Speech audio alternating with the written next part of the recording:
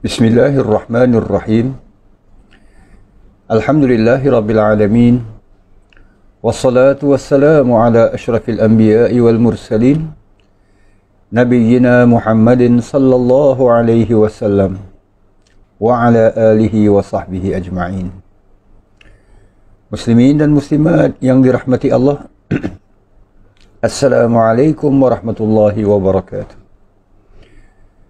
Alhamdulillah dan selamat kita bertemu kembali dalam siaran di mana kita bersama-sama menghayati firman-firman Allah Subhanahu wa taala dari surah Yasin. Yang mana dalam siaran dan pertemuan yang lalu, walhamdulillah, fasa yang kedua, iaitu ayat-ayat dari ayat 13 hingga ayat 32 surah Yasin ini telah sama-sama kita lengkapkan penghayatannya. Walhamdulillah. Iaitu yang terkait dengan kisah Ashabal Qaryah. Penghuni-penghuni sebuah kota yang telah Allah Subhanahu wa taala utuskan kepada mereka pada awalnya 2 orang rasul, kemudian diperkukuhkan dengan rasul yang ketiga. Namun mereka mengingkari seruan dakwah yang diajak oleh para rasul itu.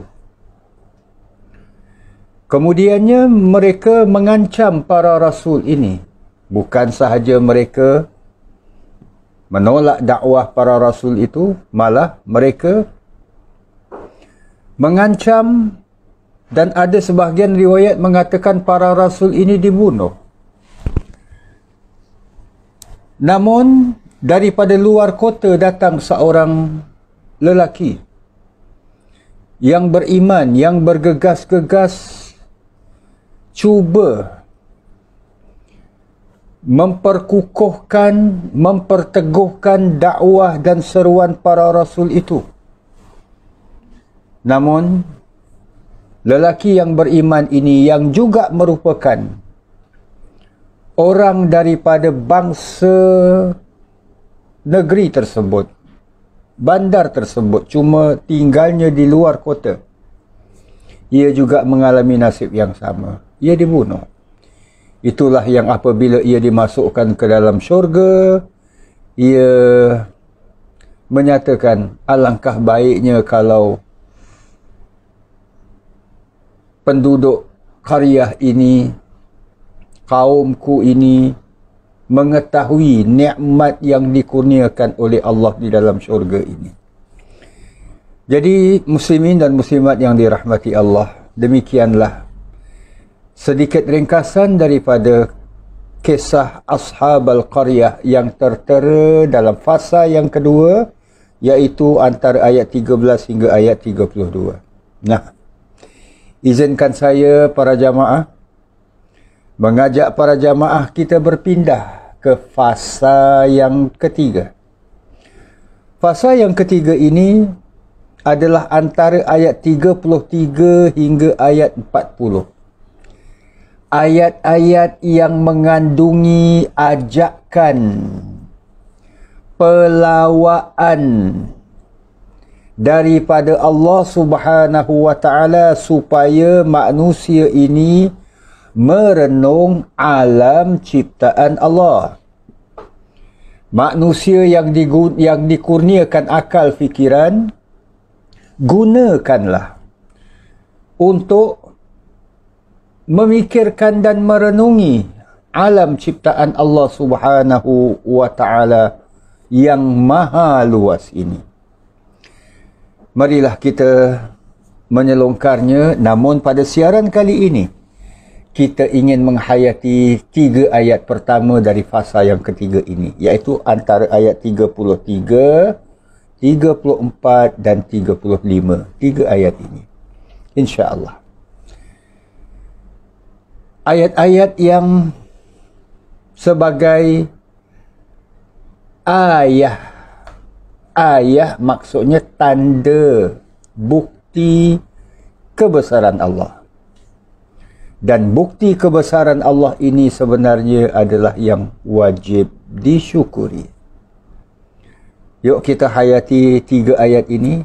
Firmanullah subhanahu wa ta'ala, A'udhu billahi minasyaitanir rajim. Wa ayatul lahumul ardul maytatu ahyaynaha. Dan dalil yang terang, bukti yang nyata untuk mereka memahami. Mereka di sini siapa ya? Muslimin dan muslimat yang dirahmati Allah. Kembali kepada surah Yasin ini bila dan di mana diturunkan. Diturunkan, kalau disebut bila, sebelum hijrahnya Nabi SAW ke Al-Madinah Al-Munawwarah, iaitu diturunkan ketika Nabi berdakwah di Makkah. Kepada siapa ya? Sudah jelas kepada penduduk Makkah itu sendiri, yang juga menentang Nabi kita Nabi Muhammad sallallahu alaihi wasallam. Itulah yang Allah Subhanahu wa taala nyatakan, wa ayatul lahum, dan sebagai bukti tanda kebesaran Allah Subhanahu wa taala adalah al-ardul maitatu ahyainaha. Bumi yang mati, yang kering, yang tandus ini, kami hidupkan dia. Wa akhrajna minha habban faminhu ya'kulun.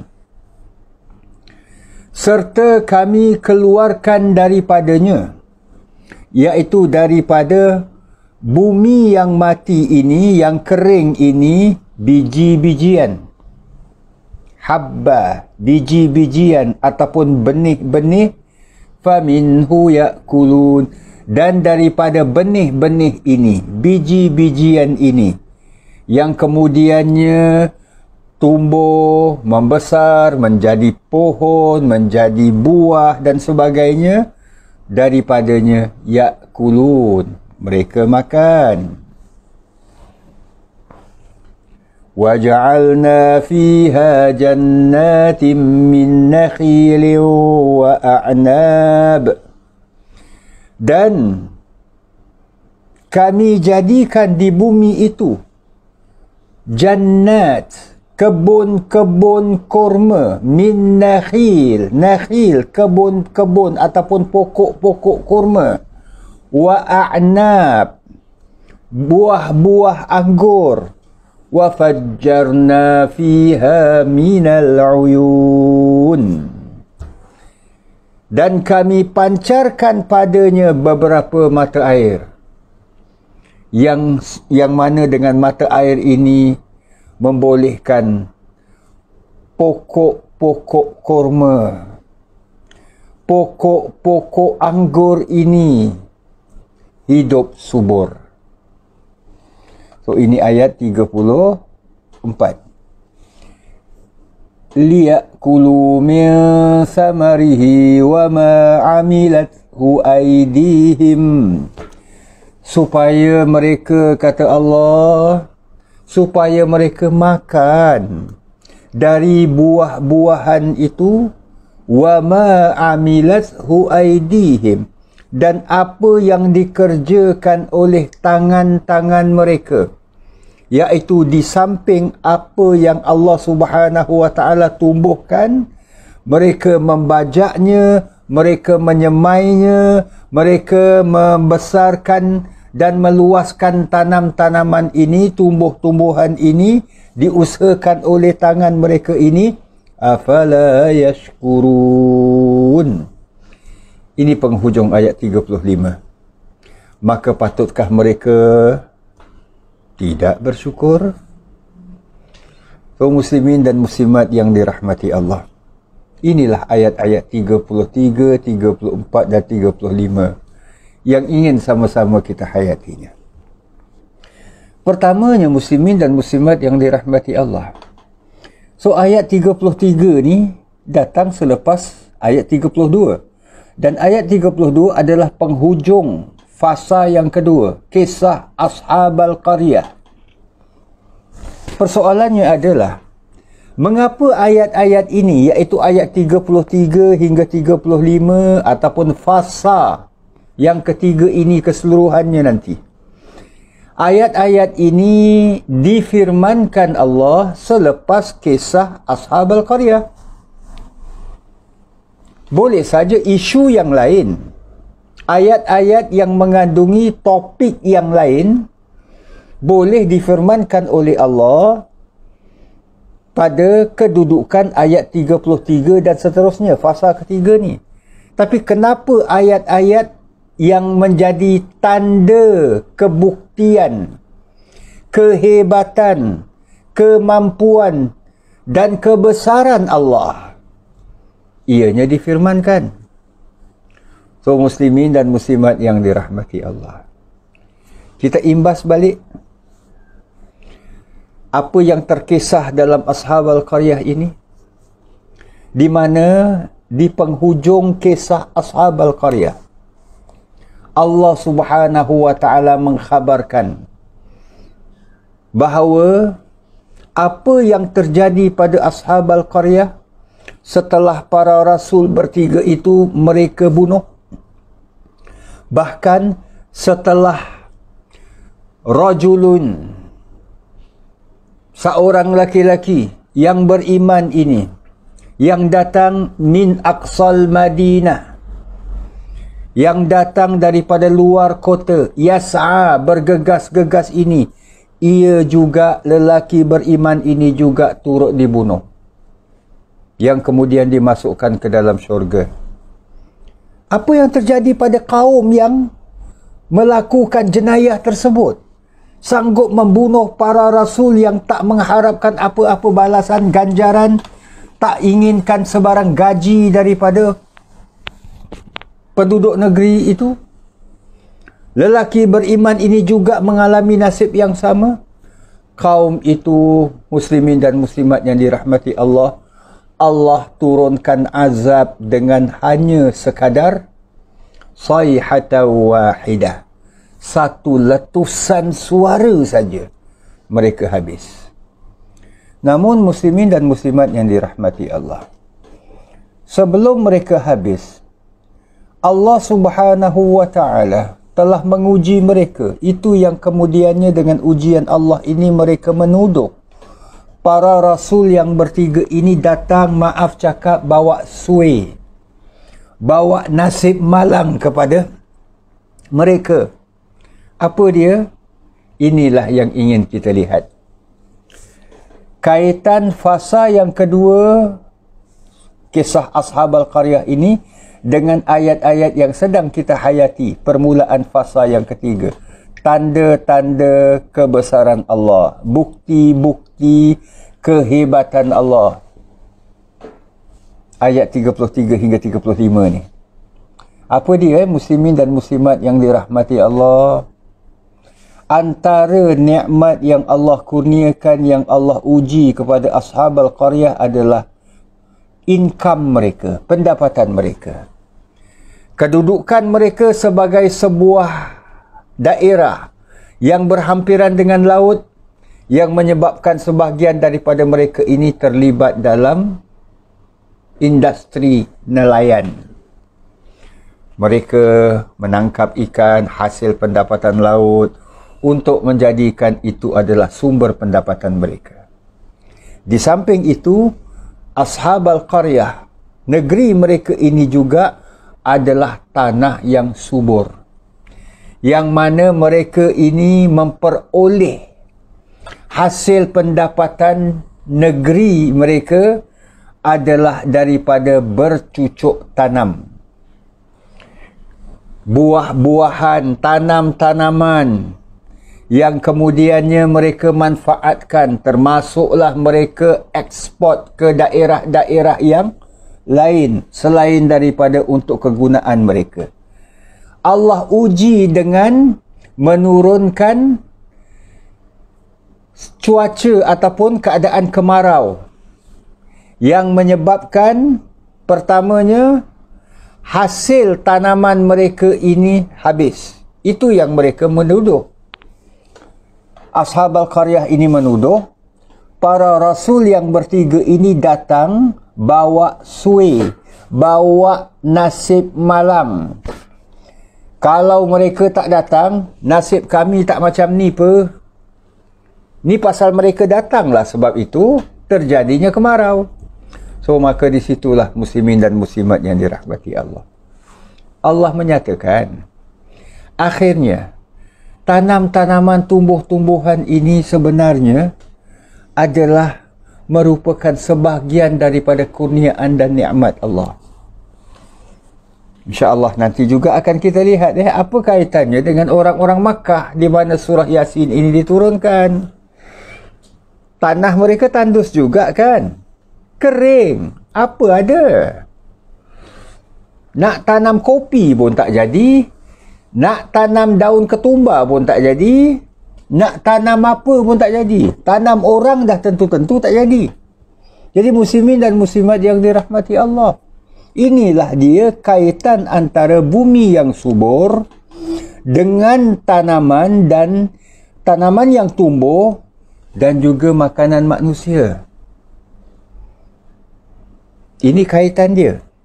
Iaitu balik kepada persoalan tadi, iaitu mengapa ayat-ayat ini, fasa ketiga ini, topiknya berkaitan dengan tanda-tanda kebesaran Allah untuk mereka memikirkan, akhirnya untuk mereka syukurinya, datang selepas fasa yang kedua tentang kisah Ashab al-Qaryah. Di sinilah linknya, hubung kaitnya. Di samping itu, hasil usaha tangan manusia dan rezeki kurniaan Allah. Ini antara kesimpulan yang ingin kita lihat, insya-Allah. Yuk mari kita menyelongkar. Kita perhatikan tanda kebesaran Allah pada firman Allah ayat yang pertama, iaitu ayat 33.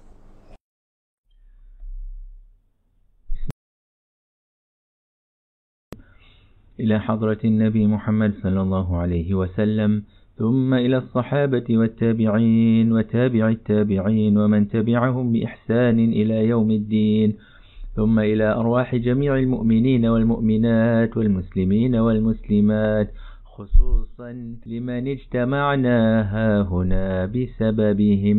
الفاتحة.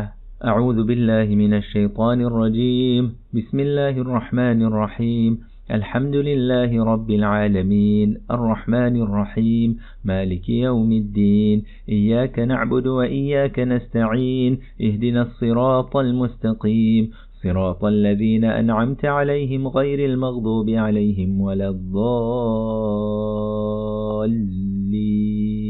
آمين. أعوذ بالله من الشيطان الرجيم. بسم الله الرحمن الرحيم. ياسين والقرآن الحكيم إنك لمن المرسلين على صراط مستقيم تنزيل العزيز الرحيم لتنذر قوما ما أنذر آباؤهم فهم غافلون لقد حق القول على أكثرهم فهم لا يؤمنون إنا جعلنا في أعناقهم أغلالا فهي إلى الأذقان فهم مقمحون وجعلنا من بين أيديهم سدا ومن خلفهم سدا فأغشيناهم فهم لا يبصرون وسواء عليهم أأنذرتهم أم لم تنذرهم لا يؤمنون إنما تنذر من اتبع الذكر وخشي الرحمن بالغيب فبشره بمغفرة وأجر كريم إنا نحن نحيي الموتى ونكتب ما قدموا وآثارهم وكل شيء أحصيناه في إمام مبين واضرب لهم مثلا أصحاب القرية إذ جاءها المرسلون إذ أرسلنا إليهم 2 فكذبوهما فعززنا بثالث فقالوا إنا إليكم مرسلون قالوا ما أنتم إلا بشر مثلنا وما أنزل الرحمن من شيء إن أنتم إلا تكذبون قالوا ربنا يعلم إنا إليكم لمرسلون وما علينا إلا البلاغ المبين قالوا إنا تطيرنا بكم لئن لم تنتهوا لنرجمنكم وليمسنكم منا عذاب أليم قالوا طائركم معكم أئن ذكرتم بل أنتم قوم مسرفون وجاء من أقصى المدينة رجل يسعى قال يا قوم اتبعوا المرسلين اتبعوا من لا يسألكم أجرا وهم مهتدون وما لي لا أعبد الذي فطرني وإليه ترجعون أأتخذ من دونه آلهة إن يردني الرحمن بضر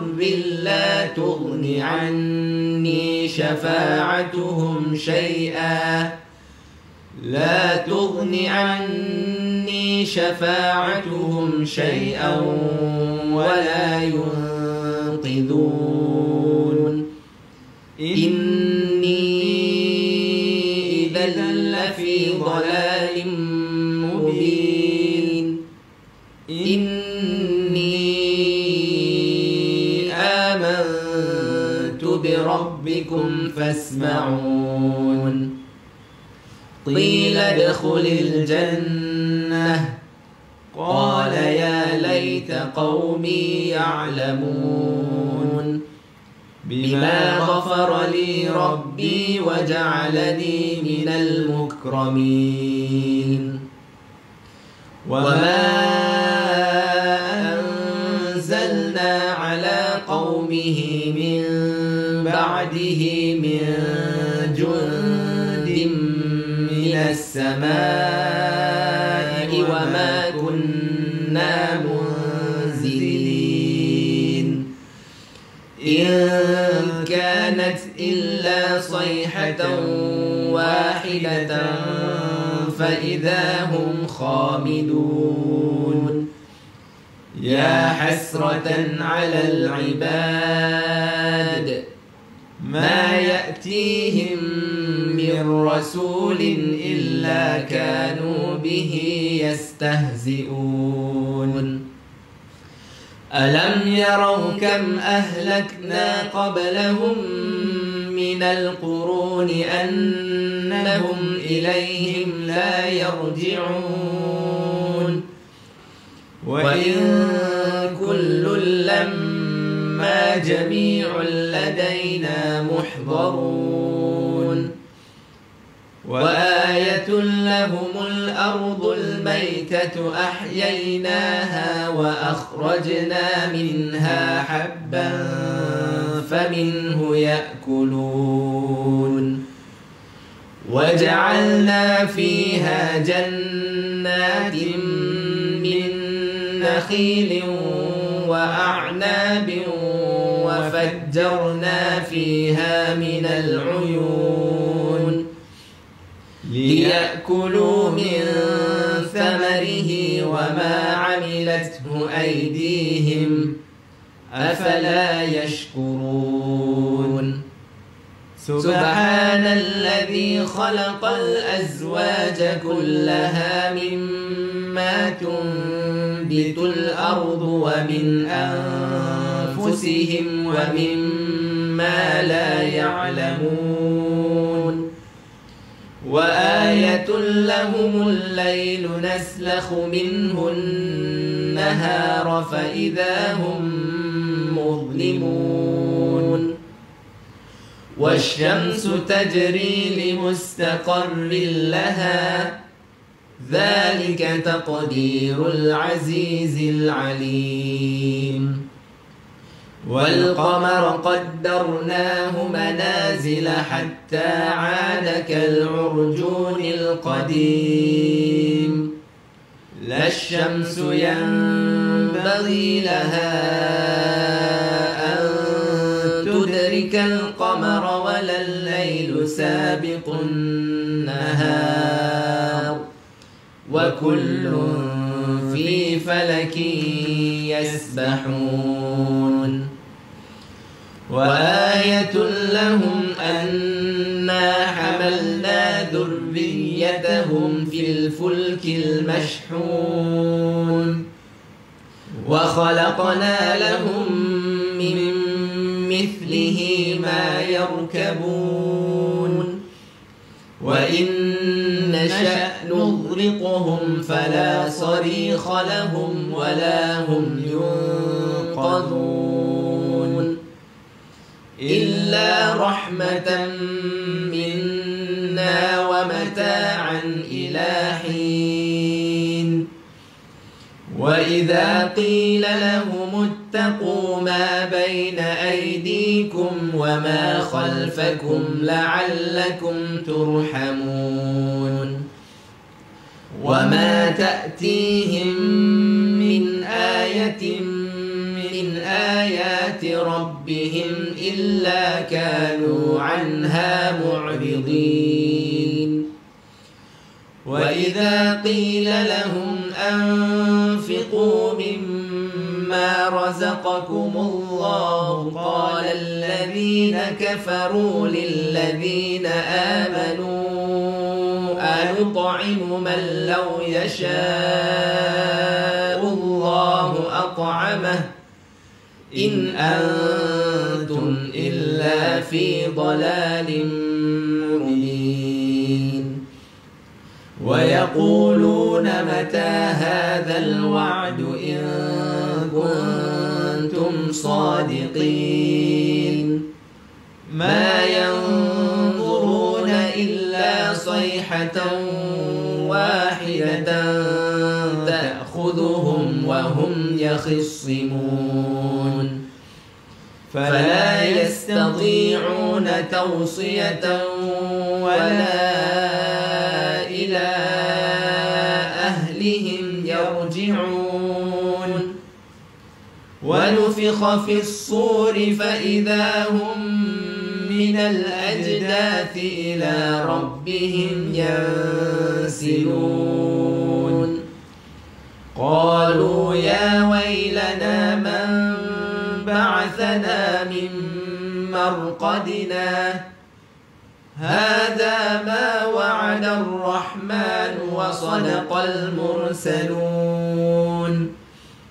إن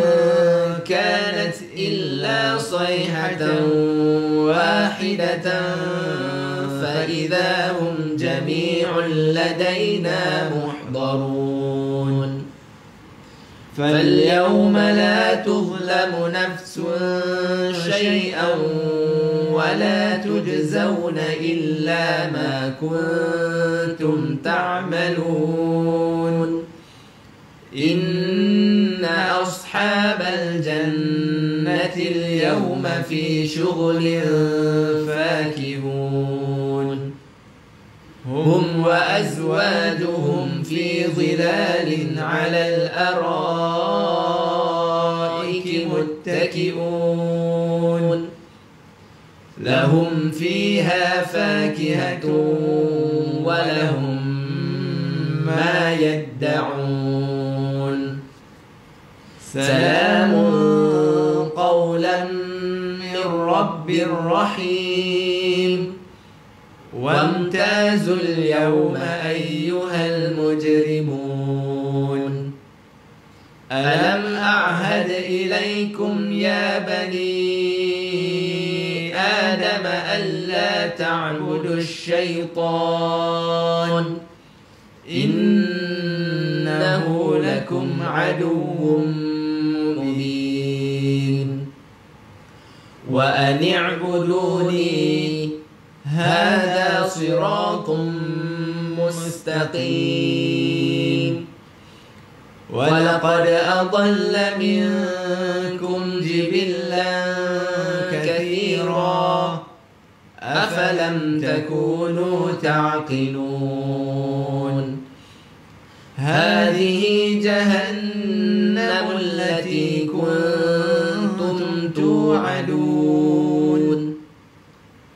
اصلوها اليوم بما كنتم تكفرون اليوم نختم على أفواههم وتكلمنا أيديهم وتشهد أرجلهم بما كانوا يكسبون ولو نشاء لطمسنا على أعينهم فاستبقوا الصراط فأنى يبصرون ولو نشاء لمسخناهم على مكانتهم فما استطاعوا مضيا ولا يرجعون ومن نعمره ننكسه في الخلق أفلا يعقلون وما علمناه الشعر وما ينبغي له إن هو إلا ذكر وقرآن مبين لينذر من كان حيا ويحق القول على الكافرين أولم يروا أنا خلقنا لهم مما عملت أيدينا أنعاما فهم لها مالكون وذللناها لهم فمنها ركوبهم ومنها يأكلون ولهم فيها منافع ومشارب أفلا يشكرون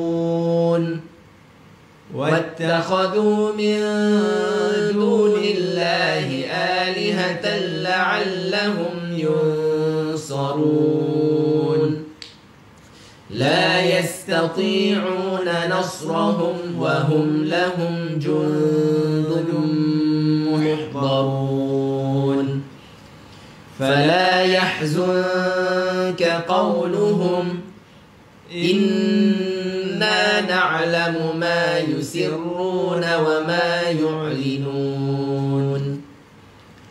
أولم ير الإنسان أنا خلقناه من نطفة فإذا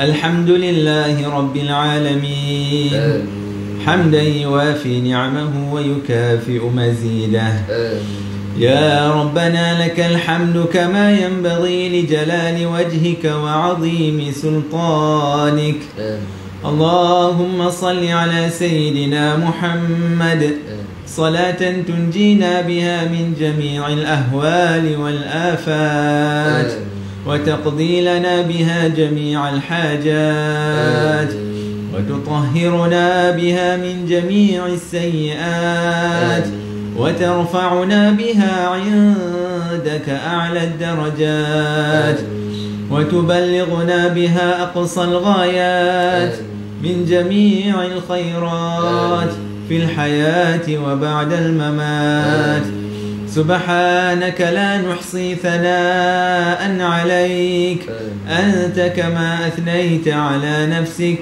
فلك الحمد حتى ترضى ولك الحمد إذا رضيت ولك الحمد بعد الرضا اللهم صل على سيدنا محمد في الأولين وصل وسلم على سيدنا محمد في الآخرين وصل وسلم على سيدنا محمد في كل وقت وحين وصل وسلم على سيدنا محمد في الملأ الأعلى إلى يوم الدين وصل وسلم على سيدنا محمد حتى ترث الأرض ومن عليها وأنت خير الوارثين اللهم اجعل وأوصل وتقبل ثواب ما قرأناه من القرآن العظيم في هذه الساعة المباركة هدية منا واصلة ورحمة منك نازلة وبركة شاملة نهديها ونقدمها إلى حضرة النبي محمد صلى الله عليه وسلم ثم إلى أرواحه وأزواجه وآله وتابعيهم وتابع التابعين وتابعيهم بإحسان إلى يوم الدين اللهم اجعل ثوابا مثل ثواب ذلك مع مزيد برك وإحسانك إلى أرواح من اجتمعنا هاهنا بسببهم أوصل اللهم ثواب ذلك منا إليهم واجعله نورا يسعى ويتلألأ بين أيديهم وضاعف اللهم رحمتك ورضوانك علينا وعليهم اللهم اجعله فكاكا لهم من النار ونجاة لهم من النار وسترا لهم من النار وفداء لهم من النار اللهم اغفر لهم وارحمهم وعافهم واعف عنهم اللهم اغفر لهم وارحمهم وعافهم واعف عنهم اللهم اغفر لهم وارحمهم وعافهم واعف عنهم ثم ثوابا مثل ثواب ذلك إلى أرواح والدينا ومشايخنا ووالديهم ومشايخهم وجميع المسلمين والمسلمات من مشارق الأرض إلى مغاربها اللهم اجعلها في صحائفنا وصحائف والدينا والسادات الحاضرين ووالديهم عم الجميع بالرحمة والرضوان وأدخلنا وإياهم في فسيح الجنان يا حنان يا منان يا بديع السماوات والأرض يا ذا الجلال والإكرام اللهم انقلهم من ضيق القبر واللحود إلى جنتك جنات الخلود إلى ظل ممدود وماء مسكوب وفاكهة كثيرة لا مقطوعة ولا ممنوعة وفرش مرفوعة مع الذين أنعمت عليهم من النبيين والصديقين والشهداء والصالحين وحسن أولئك رفيقا اللهم اصرف عنا الوباء والبلاء اللهم اصرف عنا البلاء والوباء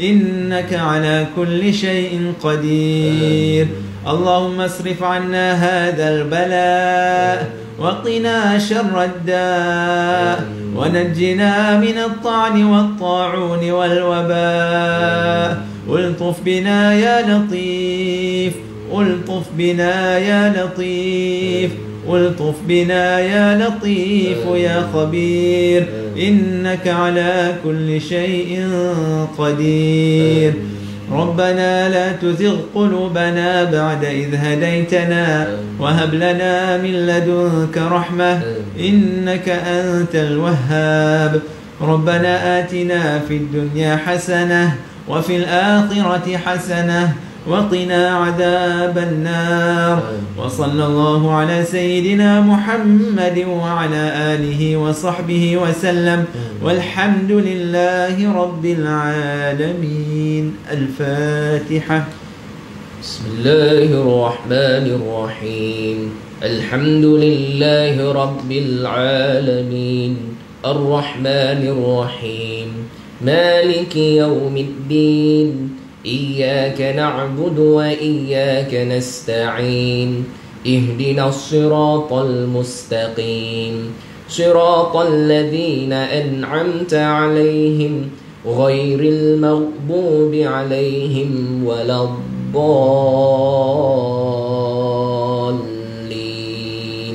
آمين